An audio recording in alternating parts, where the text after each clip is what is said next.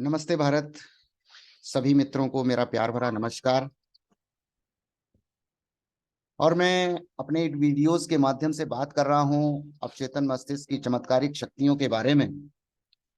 और इस चमत्कारिक शक्ति के माध्यम से हम अपने मानवीय रिश्तों को प्रगाढ़ बना सकते हैं, मधुर बना सकते हैं, सामंजस्यतापूर्ण बना सकते हैं। तो मित्रों, इस वीडियो में बताई जाने वाली बातें यदि आप सभी मित्रों को अच्छी लगती हैं और लगता है कि ये हमारे समाज के लिए लाभदायक हो सकती हैं, तो मेरे वीडियोस को ज्यादा से ज्यादा लाइक करें, चैनल को सब्सक्राइब करें, अन्य लोगों से भी सब्सक्राइब करने का निवेदन करें, ताकि इन वीडियोस में बताई जाने वाली बातों से अधिकाधिक लोग लाभान्वित हो सकें। तो आइए शुरू करता हूं। मैं इस समय बात कर रहा हूं अवचेतन मस्तिष्क के उपयोग के माध्यम से अपने मानवीय संबंधों को मधुर बनाने के संबंध में, कि किस प्रकार से हम अपने अवचेतन मस्तिष्क का प्रयोग करके अपने संबंधों को मधुर बना सकते हैं। तो क्या क्या चीजें हमारे साथ में घटित होती हैं। देखिए, जिस माप से हम मापते हैं उसी माप से फिर हमें भी मापा जाता है। With what parameters we measure others, जिस माप से, जिस मापदंड से हम लोगों को मापते हैं उसी मापदंड से हमें भी आंका जाता है, उसी मापदंड से हमें भी परखा जाता है। वैसा ही व्यवहार हमारे साथ में होता है जैसा हम दूसरे साथियों के साथ में करते हैं। जितना अच्छा हम दूसरों के लिए करते हैं वह हमें उसी मात्रा में वापस आता है। और यदि हम बुराई करते हैं तो हमारे मन के नियमानुसार बुराई भी वापस आती है। जैसा हम करते हैं वैसा ही होता है। यदि कोई व्यक्ति किसी को लूटता है, धोखा देता है, तो वास्तव में वो खुद को लूट रहा है और खुद को धोखा दे रहा है। उसके अंदर का अपराध बोध और मिजाज में कभी अंततः उसकी ओर किसी समय भी किसी भी प्रकार से नुकसान को आकर्षित करेगी ही करेगी। उसका अवचेतन मस्तिष्क इसे रिकॉर्ड करता है और मानसिक भावना अथवा प्रेरणा द्वारा प्रतिक्रिया देता है। हमारा अवचेतन मस्तिष्क अवैयक्तिक और बिना किसी बदलाव वाला है। इसमें कोई बदलाव नहीं होता। ये न तो किसी व्यक्तिवाद अथवा जातिवाद अथवा किसी प्रकार के संस्थान से कोई लगाव रखता है।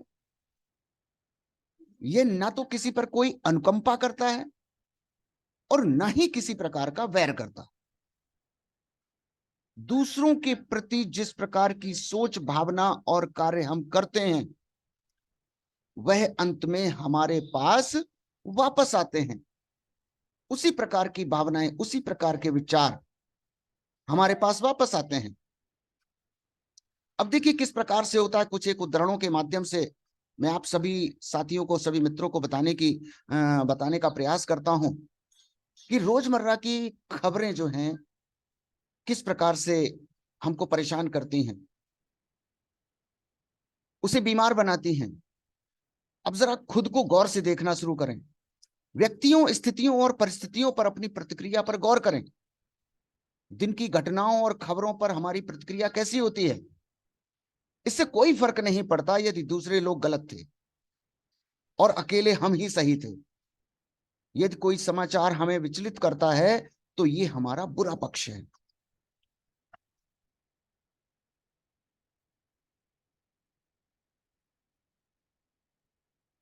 क्योंकि हमारा नकारात्मक भावनाओं ने हमसे शांति और सामंजस्यता छीन ली है। यानी जो भी हमारी नकारात्मक भावनाएं थीं उन्होंने हमको विचलित किया।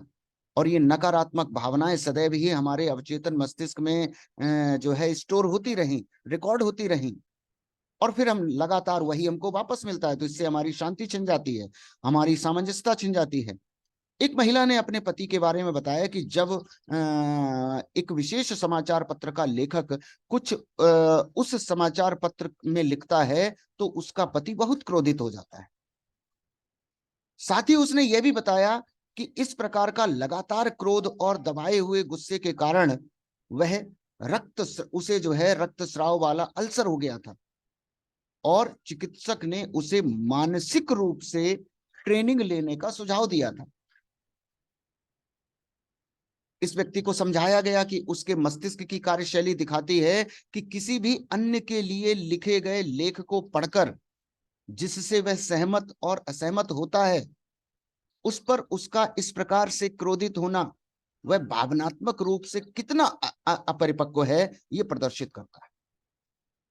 उसने अनुभव किया कि उसे समाचार पत्र को स्वयं को व्यक्त करने की आजादी देनी चाहिए, चाहे वह उससे कितना भी राजनीतिक, धार्मिक और किसी अन्य प्रकार से असहमत क्यों ना हो।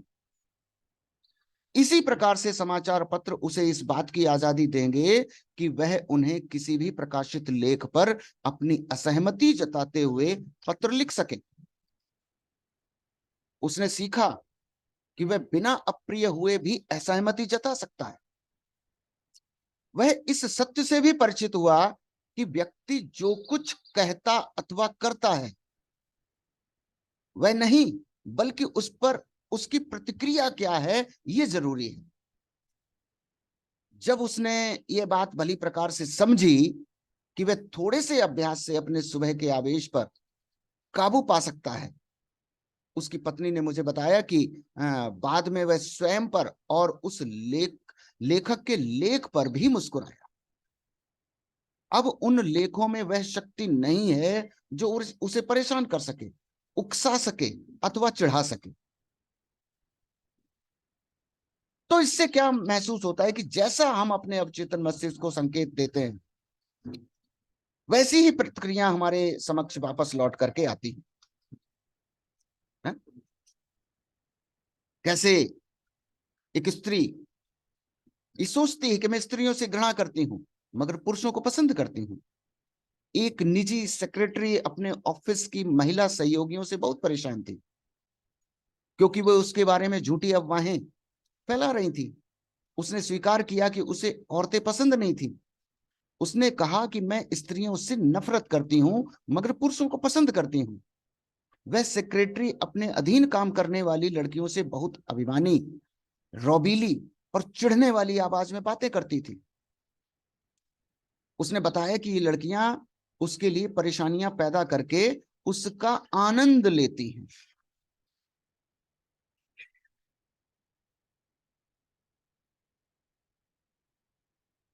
उसके बोलने के अंदाज में भड़कीलापन था।